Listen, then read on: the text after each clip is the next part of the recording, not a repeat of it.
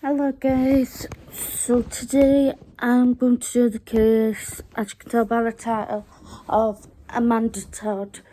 I thought I'd do her case because it seems appropriate, because this month is Mental Health Awareness Month, and also mental health needs to be spoken about, and bullying and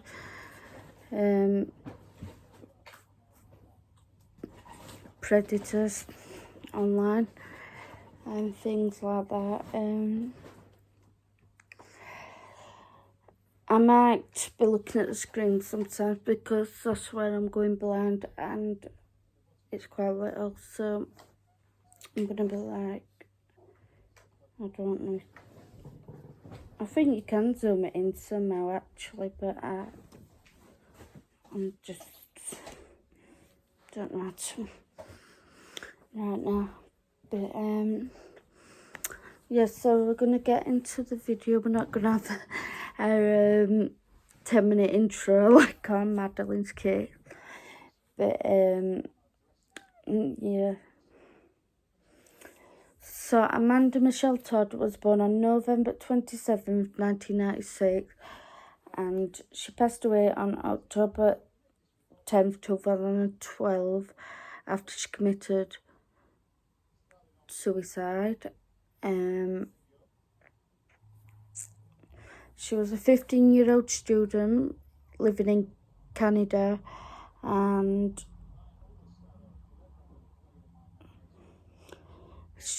growing up, she was laid back and sweet and kind to everyone. She didn't want to be mean to anyone.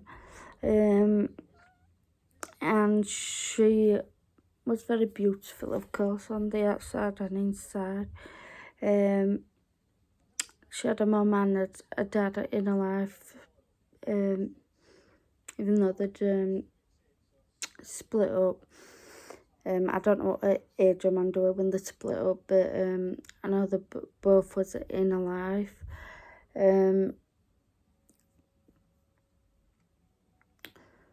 She loved singing. She was very good at singing, actually. She actually had a YouTube channel that there's some singing videos on there. I know a lot of people find this case funny and think it's her fault and stuff, but there's nothing funny about mental health or unaliving yourself, and there's nothing funny about bullying. And to be honest, I think that anyone that bullies someone and it leads to someone to unalive themselves, you should be actually put in prison for at least 30 years. So I don't quite find it funny. So any horrible comments will be deleted towards Amanda or her family. Yeah, let's just be nice in the comments. If you can't be nice, don't say anything at all, which is common sense. If I'm not saying you can't have your opinion if it's a reasonable opinion, if you can put it in a nice way though. But yeah.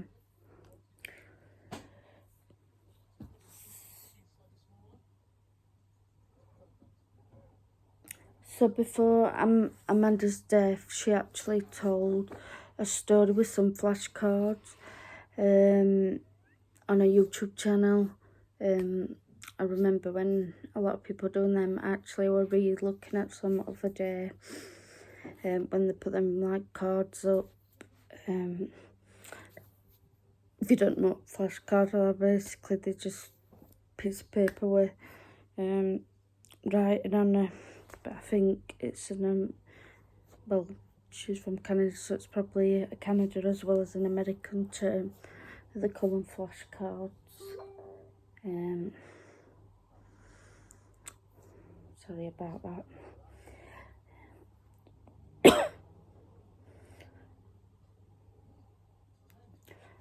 So she would go on to saying these flashcards, how she felt alone and depressed, and stuff that was happening, that had been happening for years, like blackmailing, bullying, this predator online, and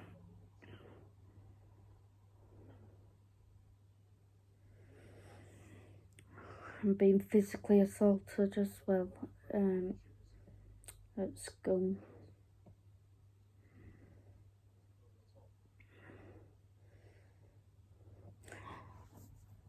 The video actually went viral after she unalived herself on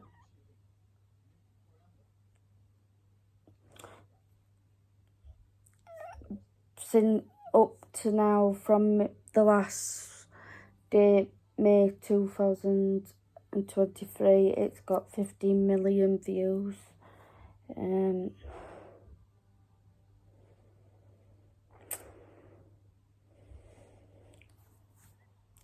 Although many copies of the video has received tens of millions of additional views shortly after she unalived herself. Additionally, a YouTube video by React as a video of teens reacting to Todd's video, which has gained 4.7 million views, and various videos from news agencies around the world regarding the case have registered countries, millions more. The Royal Canadian Mounted have registered countless millions more.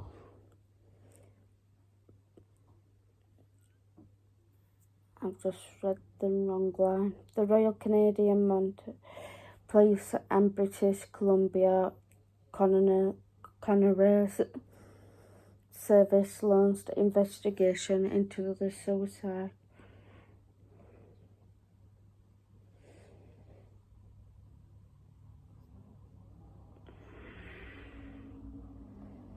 So in addition to unaliving herself, in response from Premier British Columbia, Christy Clark made an online statement of condolences and suggested a rational discussion on criminalising cyberbullying. A motion was also introduced to the Canadian House of Commons to propose a study of the scope of bullying in Canada and for more funding support for anti-bullying organisations. Amanda's mother, Carol, established Amanda Todd Trust, receiving donations to support anti-bullying awareness, education and programs for young people with mental health problems. I'm not being funny, but no one, even a 5-year-old, needs to be educated on bullying and what it does. So I don't know why Amanda's mum is actually wasting money on them resources when she should be actually giving it to people with mental health, unless I've read that wrong and she is doing that. I don't.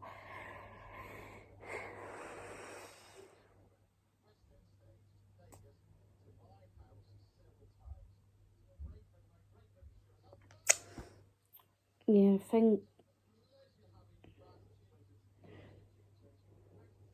Yep.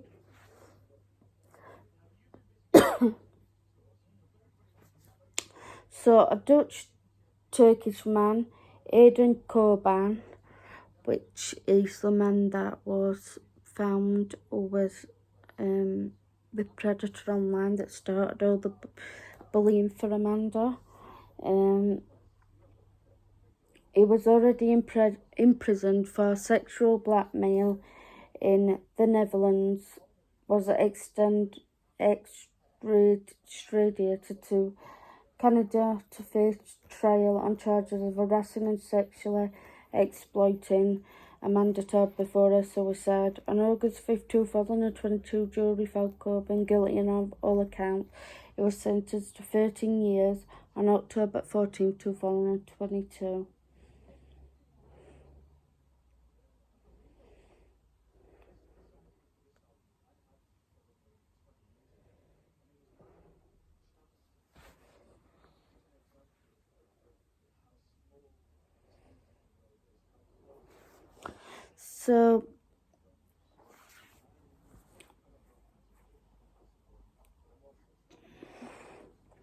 So like Amanda expressed in the video as well, and I guess this is kind of where it started, was when she'd recently moved in with her father in 7th grade.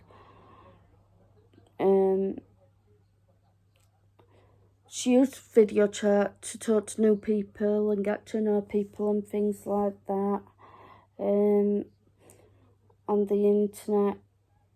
And she received compliments on her looks, and she liked that attention. She got that attention that she wanted from that.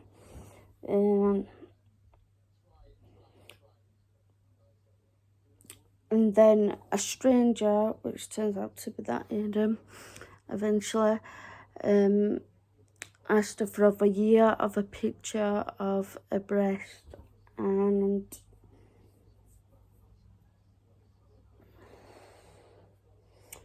I repeatedly asked her on and on and on. So Amanda did so on a webcam stream, and the person saved frames using screen capturing. He later blackmailed by threatening to give her topless photos to her friends unless she gave him a show. And that's how it started, and it's just disgusting, really.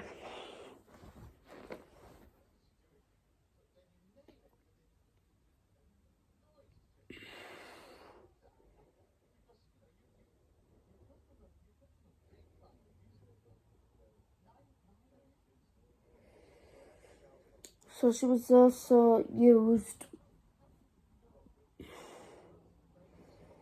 She was also featured, not used, briefly on a daily capper on Blog TV.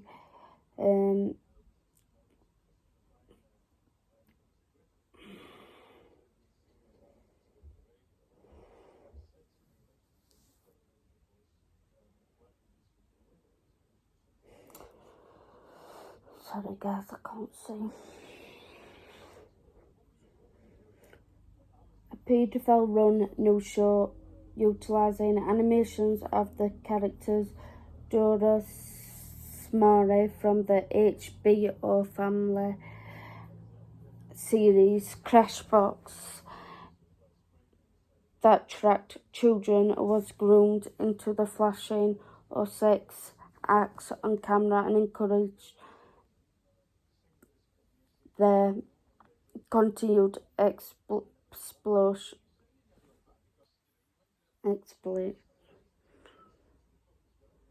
I cannot pronounce any words. Exploitation.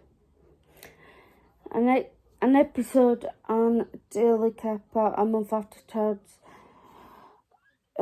death claimed to oppose abusers and revealed evidence that incriminates them.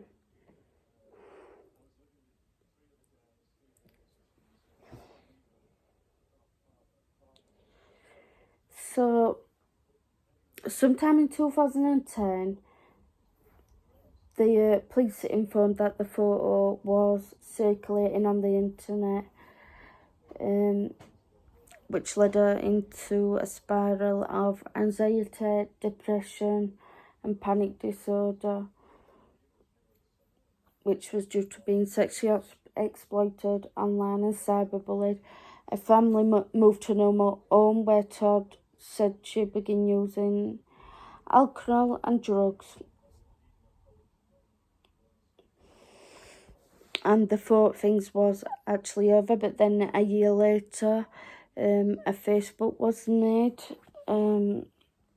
profile, that used the topless photo as a profile image as and contacting a classmate at a new school that she'd moved to, and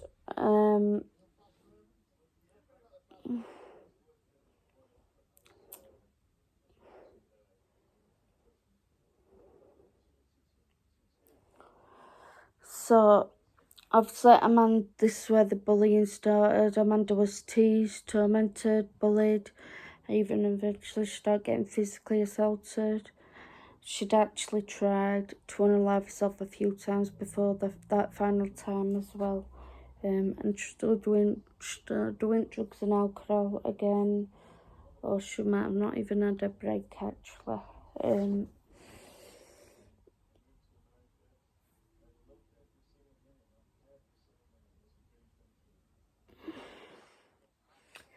So a friend actually invited Amanda to his house, and of course she accepted because she was getting bullied by everyone else.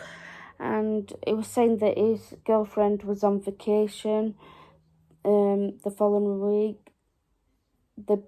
And then the following week, the girlfriend and 15 others confronted Amanda in school, and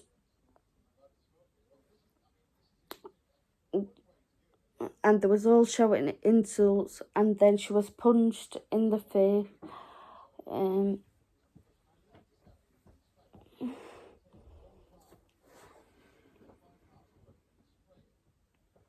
Yeah, the girlfriends of the boy that she trusted to go to his house that was punching her in the face and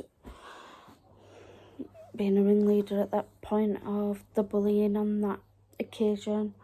And then this is one thing I found upsetting as well.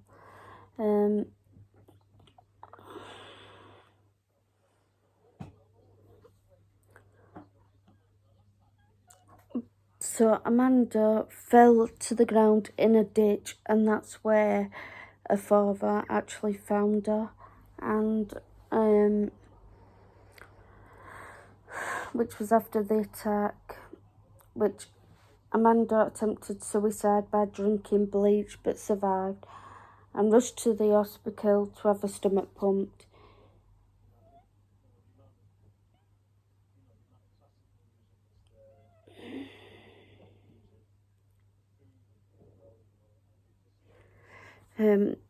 And obviously that is painful on the inside and outside, and you think, and she thought she was going to pass away then, but luckily they saved her that time. After returning home, Amanda received more abusive messages and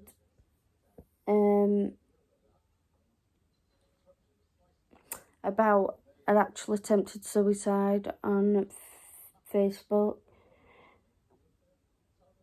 So in March 2012, a family actually moved to another city to start a fresh start, but Amanda was unable to escape the past, unfortunately. It wasn't long.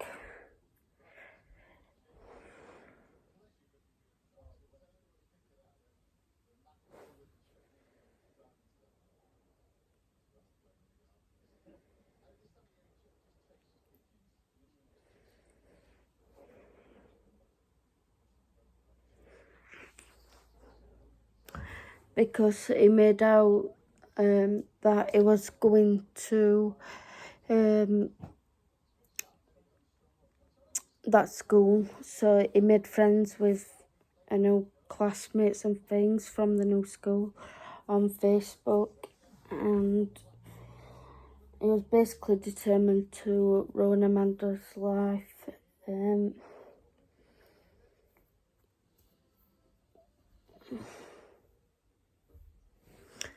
Even Amanda's mother, Carol, claimed that every time she moved anywhere.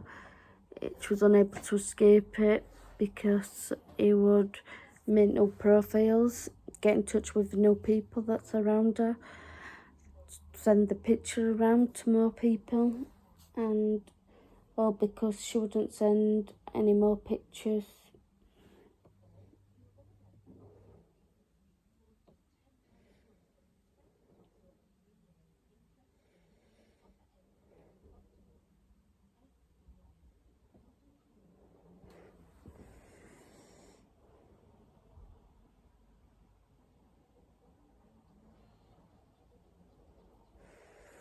So I sent the videos to a new school and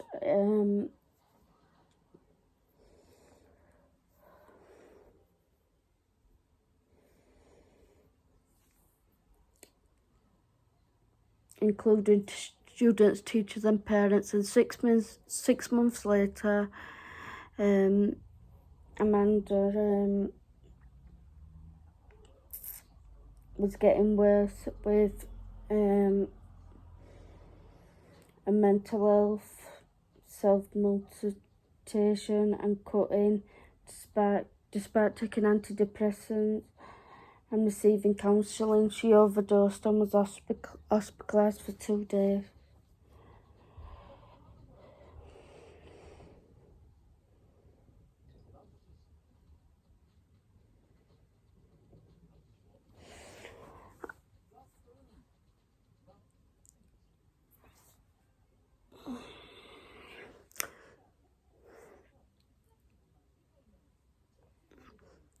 So Amanda had a language learning disability, and she was taunted at a new school for this, and for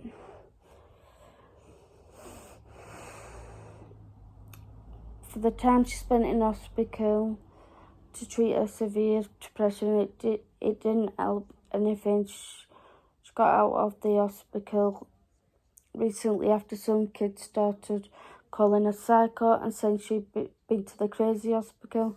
Her mother said she went to the hospital, she had therapy and counselling, and she was on a good track. On the day she got out, that happened. I shake my head and I think, are kids really that nasty? Do they really not think, what if it was them?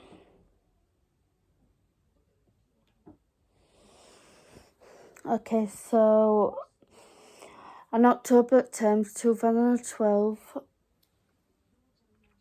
Amanda's body was found hanging at her home. At the time, when she unallowed herself, Amanda was a 10th grade student, a CABE second rating Conquellum, a school that caters to students who have experienced social and behaviour issues in previous education settings.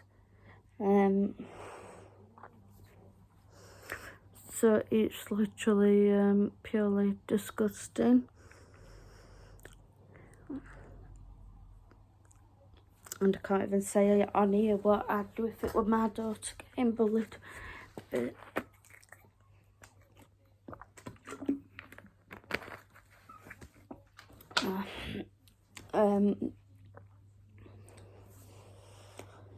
So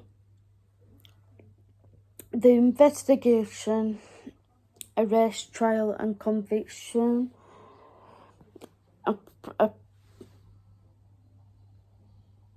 preliminary investigation by the Greater Columbus Coroner's Services showed that Amanda's death was a suicide. The cause of her death was reported in some media as hanging, but exact cause of death has not been released.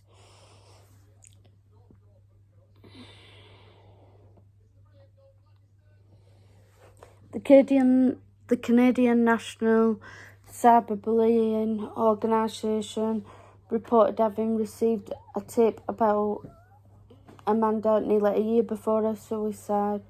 The Anti-Child Explosion group stated that in November 2011, a concerned citizen reported that images of Amanda were circulating on the internet. The information was provided to law enforcement and child welfare agencies, according to CBC News programme.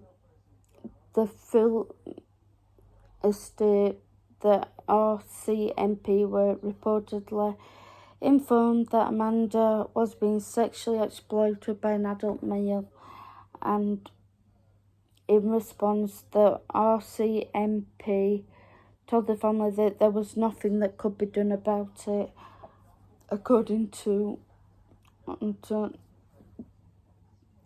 Ontario Provincial Police, OPP.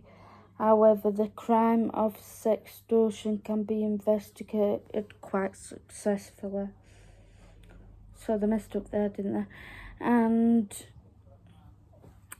I was thinking, actually, like, how can you not do anything about it? She's under 18, and even if it's someone over 18, if you know they can't help themselves out of a situation, then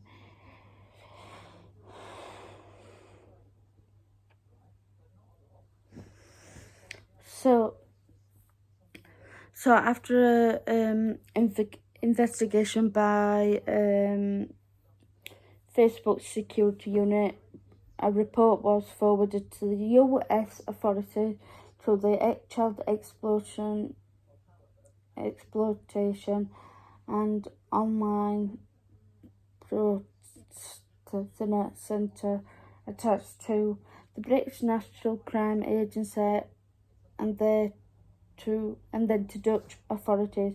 In January 2014, Dutch police arrested a man in case involving multiple victims in Netherlands, UK and Canada, having installed spyware on his computers, chilling chat logs of extortion, numerous images of child pornography, and 5,800 bookmark names that served as database of potential victims, and their social networks were found. It was reported in April 2014 that the Dutch authorities charged a 35-year-old man of dual Dutch and Turkish citizenship, identified as identity in the Netherlands, in accordance with Dutch privacy laws, with indecent assault and possession of child pornography. The same month, the RCMP announced that the man had been charged with exploitation, internet learing, criminal harassment, and possession and destruction of child pornography of his alleged offences against Amanda and other child victims. Amanda's mother thanks police, but also said she believes more than one person was involved. On January 28, 2015, CBC News said that Aidan Coburn has written an open letter proclaiming his innocence.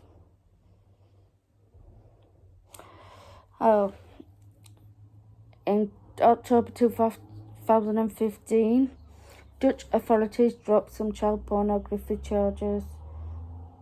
Coburn's trial was set for February 2017, concluded on March 16, 2017.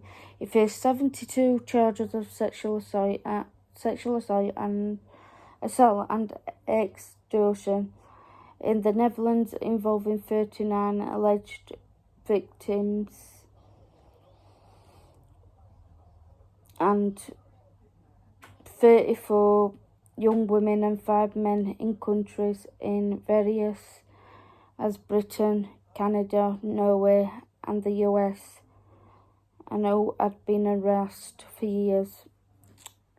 Eventually convicted and sentenced on the Dutch charges of internal fraud and blackmail.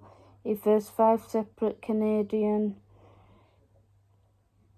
charges related to Amanda herself, not one of 39. And it was anticipated that he would be extradited to Canada no sooner than the middle of 2018 while serving Dutch sentence of 10 years and 8 months. Carol Todd expressed relief at the sentence. And then in December 2019, it was reported that Canadian authorities were preparing the extradition due to problems obtaining travel documentaries for Coben and his lawyer, Robert Malwicks. I'm not sure how you pronounce his last name. The extradition was delayed until December 2020. The trial began in the Supreme Court of British Columbia on June 6, 2022. On August 5, 2022, the jury found Coben guilty of charges on October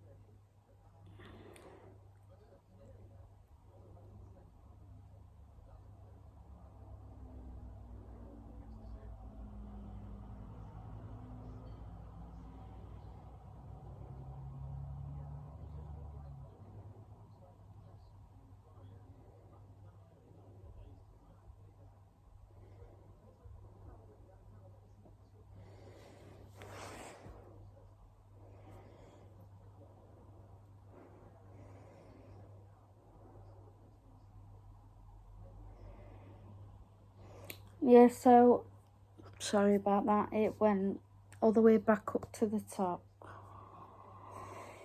So on October 14, 2022, Coben was sentenced to 13 years in prison by Preston judge who used the discretion to add a year to the 12 years served by Crown Attorney. Certain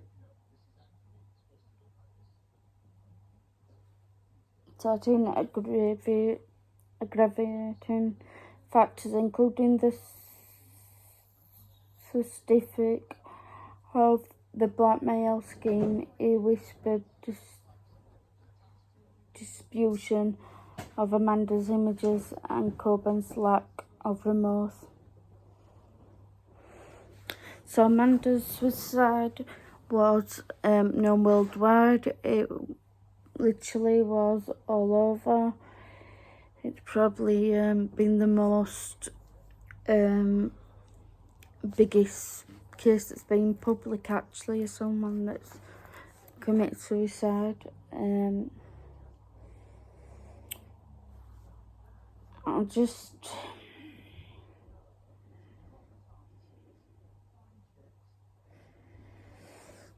Yes, it was very much media coverage, all international. It included links to YouTube video and email address provided by our CMP appealing for information from the public. Within 24 hours of appeal, over 400 tips were received. The RCMP has stated that the investigation was hindered by the amount of false information in online posting after Amanda's death and by scams claiming to raise money for her family. On October 19, 2022, a vigil were held across Canada and international to remember Amanda and other victims of bullying. A minute's silence were observed by 250,000 students in the Toronto District School Board District. The same day, Amanda's mother was a guest of the 2012 We Day event in Vancouver. A week after Amanda's death, bullying had been scheduled as a topic before Amanda's death and was addressed by speakers Magic Johnson, a musician and anti-bullying advocate Demi Lovato, and British Columbia Premier Christy Clark. Initially, Amanda's mother was actually denied entry to an anti-bullying conference to fear her presence would upset other attenders. The family was invited to attend later events. Now that's just evil. It's about her daughter, so what if it upsets other people?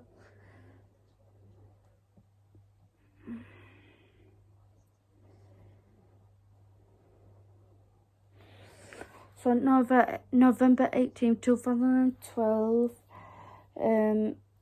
600 people gathered a final farewell cemetery for Amanda. Red Robinson show featuring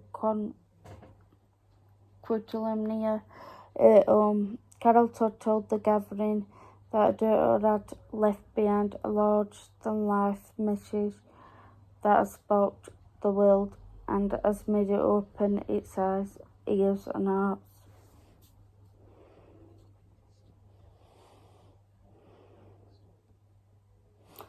Now, this could have happened to you, it could have happened to your child, it could have happened to your sister, it could have happened to your brother.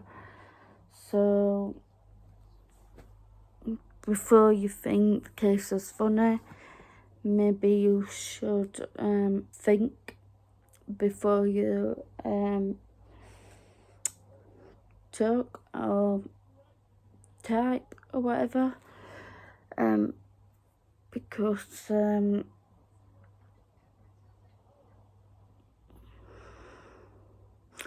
don't know what else to say to you guys. So we're gonna finish up here. So like I said, Amanda passed on October 10th, 2012, and so it's just gone, and our anniversary is actually November next month, so hopefully we can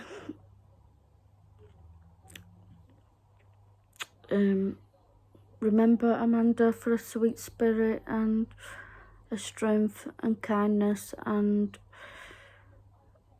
you know, she was just a vulnerable, lovely, beautiful girl that all this bullying led from. Basically pedo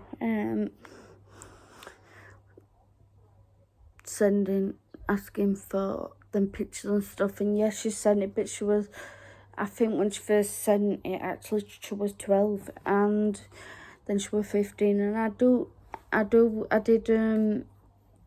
either read or saw somewhere on an interview, I think it was Mum that said yes to this webcam, but her dad actually initially said no. And yeah, your kids don't need webcams, and please